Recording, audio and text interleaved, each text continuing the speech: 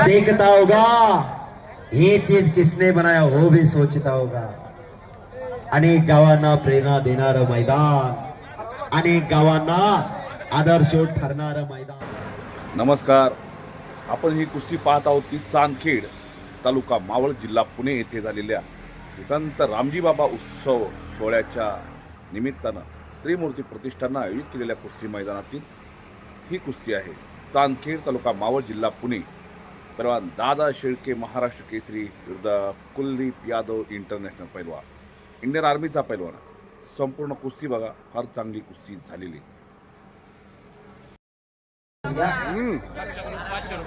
ओंकार गायकवाड पैसे घेऊन लक्षा ग्रुप यांच्याकडून 500 रुपयाचं बक्षीस, रमेश शंकर गायकवाड यांच्याकडून 2000 रुपयाचं बक्षीस। बाहेर गेली कुस्ती, हात घे, हात घे ती करा सर, बोला। शेवटचे जरा शेवटची कुस्ती आहे। आता बक्षीस आपण निकाली झाल्यावर देऊया।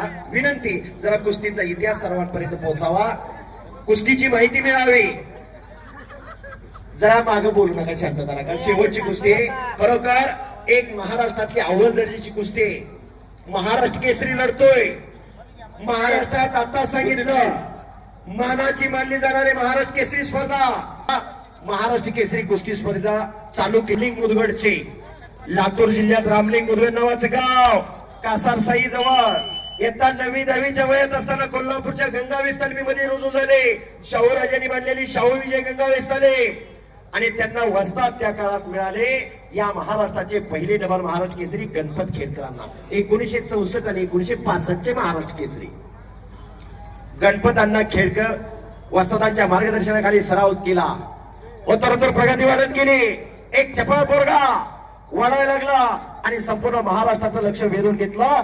29 नोव्हेंबर 1969 29 नोव्हेंबर 1969 ला लातूर मुक्कामी महाराष्ट्र केसरीची गदा घेतली बिराजदार मामाने। खऱ्या अर्थानं त्या वर्षी बिराजदार मामाचं नाव घेतलं जात नव्हतं। कोणी म्हणायचं हा होईल, कोणी म्हणायचं तो होईल, पण समोर आला सांगलीचा भेसलीमधला माजी आमदार संभाजी पवार यांच्यावरती विजय मिळवला आणि सगळी लोक थक्क झाली। फायनलला दादूबाबावरती 2-0 विजय मिळवला आणि महाराष्ट्र केसरी होण्याचा बहुमान मिळवला 1969 ला। 1970 ला हरिश्चंद्र बिराजदार मामा नेत्रपालला मारून रोस्तम हिंद झाले। 1972 ला या महाराष्ट्राचा पहिला राष्ट्रकुल पदक विजेता होण्याचा बहुमान मिळवला हरिश्चंद्र बिराजदार मामाने। राष्ट्रकुल याचा अर्थ असा आहे, शेख साहेब, 71 देश सहभागी असतात। 71 देशाची स्पर्धा असते। 71 देशामध्ये भारताचा तिरंगा झेंडा उंचावरती नेला आणि राष्ट्रगीत गायलं गेलं। हरिश्चंद्र बिराजदार मामामुळे या महाराष्ट्राचा पहिला राष्ट्रकुल सुवर्ण पदक विजेता झाले हरिश्चंद्र बिराजदार मामा। दिवस निघून जातात, आठवणी मनात राहतात। हरिश्चंद्र बिराजदार मामांसारखे ज्यांना गुरु लाभले त्यांच्या आयुष्याचं खऱ्या अर्थानं सोनं झालेलं आहे। सद्गुरु सारखा असता पाठीराखा, इतरांचा लेखा कोण करी। बाळासाहेब सातकर यांच्या मनाला आनंद वाटून माझ्या कॉमेंट्रीचं कौतुक करून 500 रुपयाचं बक्षीस दिलेलं आहे। धन्यवाद। अतिशय चांगली कुस्ती, दादा शेळके कुलदीप यादव फाईट टू। कोणाच्या पोटी कोण जन्माला सांगता येत नाही। आणि वाहेगुरु वाहेगुरु वाहेगुरु, एक आगाय एक वागाय आणि दादा शेळकेने कब्जा घेतलेला आहे कुलदीप यादवचा।